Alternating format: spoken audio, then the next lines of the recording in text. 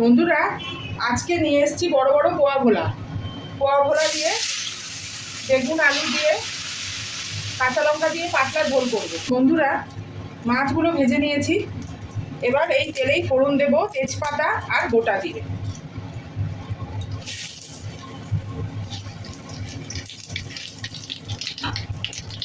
এবার এর মধ্যে দিয়ে দেব কেটে রাখা বেগুন আর আলু।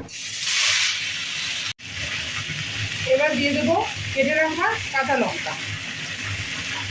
এরই সাথে দেব পরিমাণ মতো লবণ দিয়ে সবজিটাকে ভালো করে ভেজে নেব। এবার দিয়ে দেব 1 চামচ মতো জিরে গুঁড়ো আর 1/2 চামচ হলুদ গুঁড়ো দিয়ে এবার ভালো করে মশলাগুলোকে ভাজা করে নেব। সামান্য শুকনো শুকনো মনে হচ্ছে, সেই জন্য অল্প জল দিয়ে মশলাটা ভালো করে ভেজে নেব।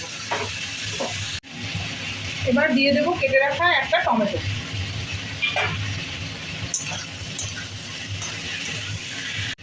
মশলাটা ভাজা হয়ে গেছে বন্ধুরা। এবার দিয়ে দেব গরম জল দিয়ে ভালো করে মশলাটা সবজিটা যেন মিশে আর আলুটা যেন সেদ্ধ হয়ে যায়, সেই জন্য একটু ঢাকা দিয়ে দেব।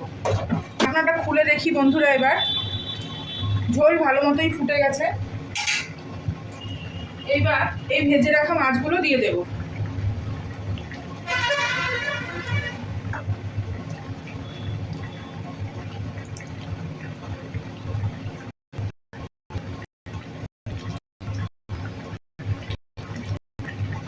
আর 3টে ভেটকি মাছ ছিল, সেটাও দিয়ে দিচ্ছি এর মধ্যেই,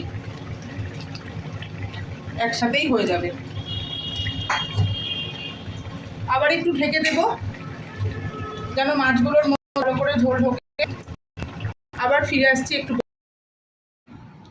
বন্ধুরা, এই যে ঢাকনা খুলে নিয়েছি, ভালো হয়ে গেছে, মাছের ঝোল ফুটে গেছে আমার, আর আলুটাও সেদ্ধ হয়ে গেছে।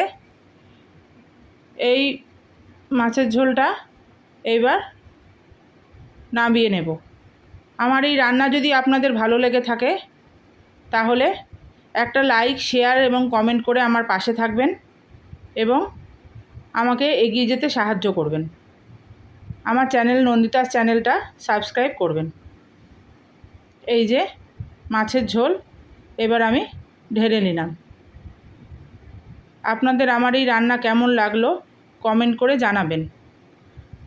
আজকে তাহলে রাখি, আসবো আরেক দিন অন্য কিছু নিয়ে।